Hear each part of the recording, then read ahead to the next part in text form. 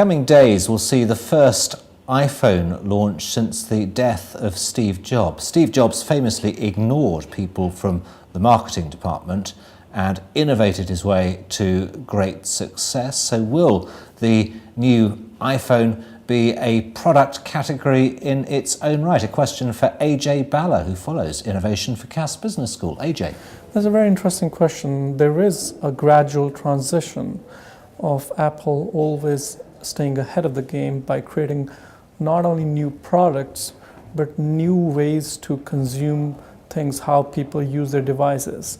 And there are features in this new iPhone 5 which are actually leading to that sort of vision of Apple always being ahead of the pack. For instance, there is a FaceTime feature in this new iPhone category which enables users to use face-to-face calling over 3G networks.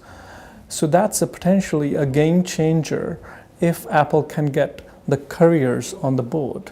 And that being, carriers like AT&T or O2 or Vodafone elsewhere. So there is that, genuine sort of new features in this product which are sort of leading the product category in terms of what actually is a telephone or what actually is a mobile phone.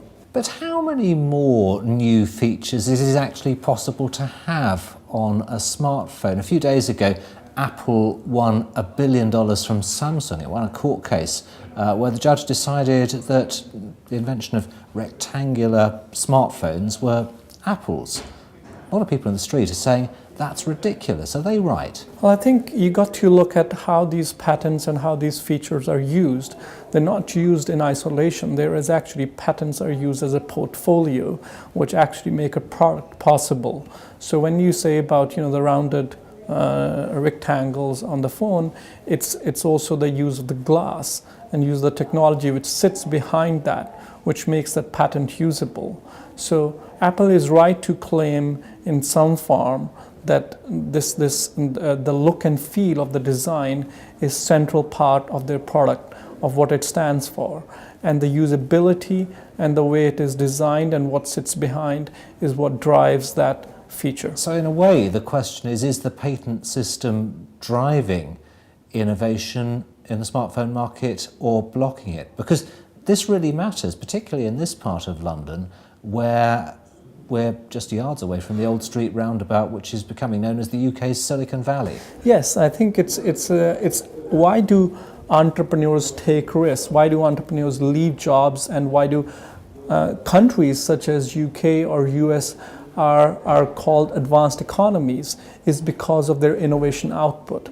That innovation output is translated into products, into revenue and the standard of living and productivity of advanced economies. And if we are not able to defend what you have created and patented, the whole system becomes questionable. And what differentiates advanced economies from developing economies in future is going to be just one thing, and being able to innovate is central part of that. Ajay Bhalla, thank you.